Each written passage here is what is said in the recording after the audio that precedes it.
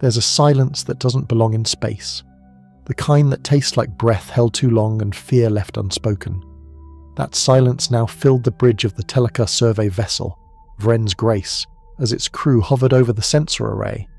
The planet below, a rich green world named Vala 7, was still spinning beneath them, blue skies masking a secret they were only just beginning to understand.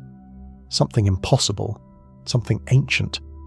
"Run the biosignature again," Commander Arlek rasped, his tendrils curling tight around the edge of the console. "It's still there," Lieutenant Sari confirmed, her tri-hinged fingers trembling. One organism, singular, massive, 70 meters long, quadruped, internal thermal reactor, armor-layered dermis. It killed the Varnox pack. Arlek didn't respond, because that was impossible. The Varnox were the apex predators of the Harkeen Void, engineered for galactic warfare and terror clearing, pure bioweapons. A single one could dismantle a city in an hour. The Telekar had dropped 14 of them to Vala 7 for an ecosystem test. Something had killed them all in minutes, and that something was still moving. Alone, unharmed. Arlek leaned forward, his 4 eyes narrowing. "It's heading toward the landing site. The forward research team is still down there." "No response from them," Sari said. "Signal scrambled." Arlek looked back at the screen. No terrain should have permitted an entity like that to move this quickly. Yet the thing advanced like a ghost, phasing through jungle and rock alike, heat trailing behind it like a comet's tail. "Activate retrieval protocols. Ready a security pod. I want a team—" "Wait," Sari's voice cracked, not from panic but disbelief. "New signal, on the ground, human identifier, one life form." Arlek's throat plates clicked together. Impossible. No humans were assigned to this sector. I cross-referenced the ID, civilian class, name, Joel Ryder, status, missing, Terran registry, presumed dead, 2 years ago. Arlek leaned back slowly. A human, alone, on a predator-infested death world, alive. The silence returned, deeper now, not from awe, from terror. Humans had a reputation that bordered on the mythological. Most species in the Galactic Compact respected them for their tenacity, their cunning, their sheer biological chaos. But the stories whispered in quiet mess halls and cargo bays spoke of something else, something darker. They survived things that should not be survivable. They adapted faster than evolution permitted, and when cornered, they fought with a savagery that seemed drawn from some primal abyss even time itself feared to name. Arlek stared at the display, watching the 2 signals converge, the apex predator and the lone human. "I want a live feed," he ordered. The ship's drone cams descended into Vala 7's upper canopy. Steam hissed through the green jungle as the foliage thinned. The camera struggled with thermal interference. Everything was too hot, too tense. Then it found the human. Joel Ryder stood alone in a clearing, shirt torn, a crude spear gripped in one scarred hand. Blood, some of it his, most of it not, streaked his arms and face. He wasn't breathing hard. He wasn't running. He was waiting. Behind him, the remains of the Teleka forward team lay scattered. Torn gear, twisted bodies. Joel didn't glance at them. His eyes were locked ahead, on the trees, on the thing that approached. And then it emerged. The apex predator, scaled, fanged, a living engine of destruction. Its claws could rip apart ships. Its roar could rupture eardrums. It saw the human. The Telekar bridge crew leaned in. The predator charged, and Joel Ryder didn't move. Number. He smiled, and when the creature lunged, Joel ducked. Not clumsily, but with a practiced, liquid grace. He didn't retreat. He dived in, under the thing's chest, driving the spear, crude and carved from some alien bone, into a glowing gland at the base of its throat. The beast screeched, its legs buckled. Joel twisted the spear, jumped clear as acid sprayed, and rolled to his feet. Another blade, this one stolen from a Telekar corpse, appeared in his hand. The predator roared. Joel screamed back. The fight was primal, brutal, terrifying. And then it was over. The creature fell, twitching, dead. And Joel Ryder stood over its corpse, blood dripping from his arms, eyes bright and mad and defiant. Arlek said nothing. No one on the bridge did. The entire crew stared at the screen, frozen in horror. Joel Ryder looked up. He looked through the drone cam. He knew he was being watched. He raised one hand and he waved. No one spoke. The bridge of the Vren's Grace was quieter than vacuum. Even the hum of the ship's engine seemed to mute itself, as if afraid to interrupt the moment. On the display, Joel Ryder turned his back on the dead apex predator, shouldered a weapon made of bone and steel, and walked off into the jungle like he had just gone for a morning jog, not just fought a living death machine with a stick. Commander Arlec's eyes didn't blink. He'd seen war, entire planetary bombardments, the screaming fractal horrors of the Varrock uprising. He'd watched an atmospheric vent suck half his squad into the void once, but this was something else. "Replay it," he finally said. The footage ran again. They watched Joel dodge, strike, scream and finish. Again. Every angle, every detail, frame by frame. It wasn't luck, Sari whispered. That was practiced, intentional. He targeted the lymph node, added the ship's xenobiologist, Vethel. That's a secondary coolant gland. Vulnerable, but only known through deep dissection studies. He couldn't have known that. But he did, Arlec said. The silence thickened. Then the system's AI chimed. Incoming signal. Origin. Surface. Sender. Human designation. Joel Ryder. The crew froze. "He's trying to contact us?" Vethel asked, more alarmed than curious. "Patch it through," Arlec said. The holoprojector flickered. Joel appeared, shirtless, scarred, eyes bright with something that wasn't quite joy or madness but some strange balance of both. "Yo," he said. "Whoever's up there watching, we need to talk." The accent was flat Terran, mid-North American. Casual, like he wasn't standing in a jungle littered with corpses. "I'm guessing you're the ones who dropped the bioweapons," Joel continued, tilting his head slightly. "You should know. Bad move. This planet already had a top predator." He leaned in. "You're looking at him." A few crew members took an involuntary step back. Joel grinned. "Now here's the deal. You pick me up, I tell you what's really down here. You ghost me, and I go radio hunting. Someone out there is going to want to hear what I've learned. Someone who doesn't launch apex death lizards at planets to see what happens." Then, just before the signal cut, he said one last thing. "You're not ready for what's down here, but I am." They brought him aboard. Arlec didn't want to. Sari definitely didn't want to. But protocol allowed contact with sapient survivors for debrief and evacuation. So they opened the bay doors. The moment Joel Ryder stepped into the ship, the temperature felt wrong. Not hotter, just wired, tense, like the ship itself was waiting to see what he would do. He was taller than expected. Lean muscle, sun-scorched skin, and a 1,000-yard stare that didn't blink when the security squad leveled plasma rifles at him. "Nice to see friendly faces," he said, hands up, utterly unconcerned. They escorted him to a decontamination chamber, then to a secure observation suite.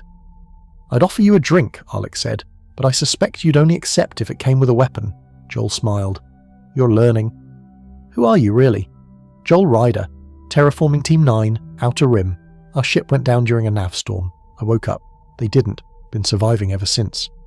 "Surviving? By killing things like that?" Arlec gestured toward the screen showing the predator's corpse. Joel shrugged. "You didn't leave me much choice. Those things don't negotiate. You learned its anatomy. You outmaneuvered it. That isn't survival. That's warfare." Joel didn't answer immediately. Then slowly he said, "You ever kill something that wanted to kill you? Not because it hated you, not because it needed food, just because it could." Arlec said nothing. Joel leaned forward. "I have, every week, sometimes every day. But I figured something out. They're not just predators, they're trials." "Trials?" Joel nodded. "Something built them, designed them to test, not just kill, test. I think your science team's found ruins, right? Ancient ones?" Vethel, who had remained silent till now, leaned in. "We found partially buried structures, pre-biotech. You're saying the predators were made here? Guarding it?" "Number not guarding," Joel said. "Filtering." Arlec narrowed his eyes. "Filtering what?" Joel leaned back, exhaling slowly. "Species worthy of survival." That hit like a plasma burst in the gut. The room fell silent. Arlec stood slowly. "You're saying the apex you killed was part of a larger system?" Joel nodded. "I've only scratched the surface. But there's more. Deep in the southern continent there's a vault. I couldn't crack it, but it responds to me. Not sure why. Might be the implant from the crash, or maybe I passed some kind of test." "What kind of test?" "The kind you can't train for," Joel said. "Only bleed for." Later that night the crew gathered around the main screen again. Footage from orbit now showed new energy readings from the planet's southern hemisphere. Something massive was powering up. Something old and human access only. They all looked at Joel through the observation glass. He was asleep, one hand resting on a jagged predator tooth hung around his neck. The Telekar had witnessed countless species, but never had they seen something like him. The vault pulsed beneath the soil of Vala 7 like a heart buried in stone. Ancient, massive, untouched by time or erosion, it had slumbered for aeons beneath jungle overgrowth and volcanic ash. The Telekar had mapped the southern continent dozens of times. There had never been any trace of a structure beneath its surface. Yet now, with each passing hour, the vault revealed itself more, its obsidian skin shedding dirt like breath melting frost from glass.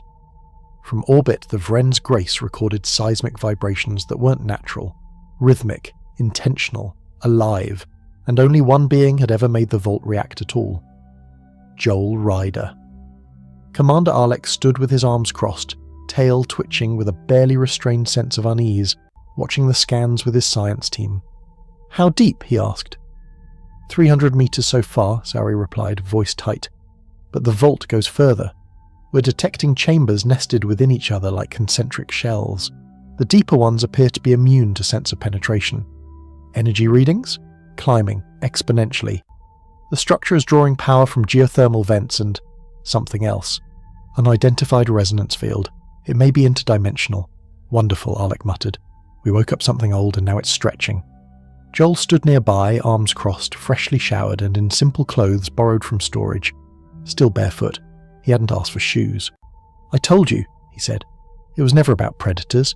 They were a warning label. The vault is what they were guarding, or keeping out." Arlek turned to him. "You said it responds to you. What exactly did it do?" Joel rubbed his jaw. "At first, nothing. I just felt a pull. You ever walk into a room and know someone was just there? That warmth in the air? That's what it felt like, except reversed. Like I was the one being watched, judged. And yet you lived," Joel shrugged. "Guess I passed the vibe check," Sari chittered nervously. "That vault was built before recorded galactic history. We found nanofossils in the dust older than our sun. You shouldn't even be able to open the door." "But I did."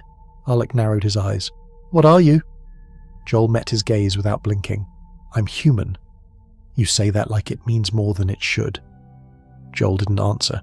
Instead, he turned toward the shuttle bay window, gazing down at the growing fissure in the jungle where the vault now pushed upward like a black tooth.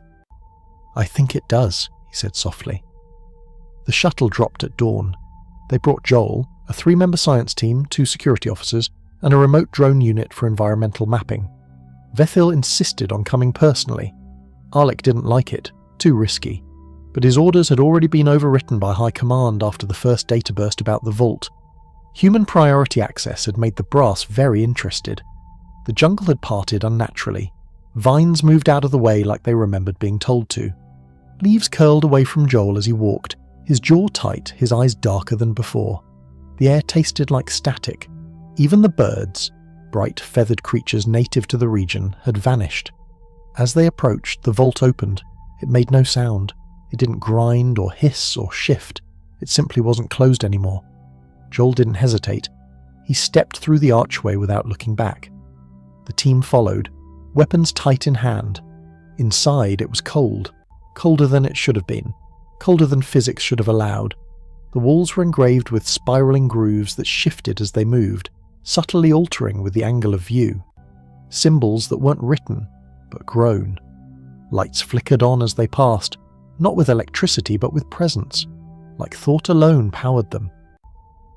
Joel stopped at the center of the atrium. A platform rose up beneath him, smooth, black humming. A voice echoed through the chamber, not from speakers, not from outside, from within every one of their minds. Query, designation confirmed, primordial candidate detected. Vethil gasped. It knows him. Joel gritted his teeth. Yeah, I was afraid of that. Seedling of war, heir of ruin, you have returned. The walls shifted, doors opened, hallways expanded, and from deep below a low mechanical whir vibrated upward, like a massive machine booting for the first time in a million years. Joel, Alex said, voice tight. What is it saying? Joel didn't answer immediately. Then he whispered, It thinks I'm part of it. Like a lost limb, like a reboot code. He turned to face them. There's a weapon down there. A big one. Something old. Something that made the apex predators look like practice runs. And I think it wants me to use it. Sari clutched her rifle tighter. For what? Joel smiled without humour. To finish whatever war they started.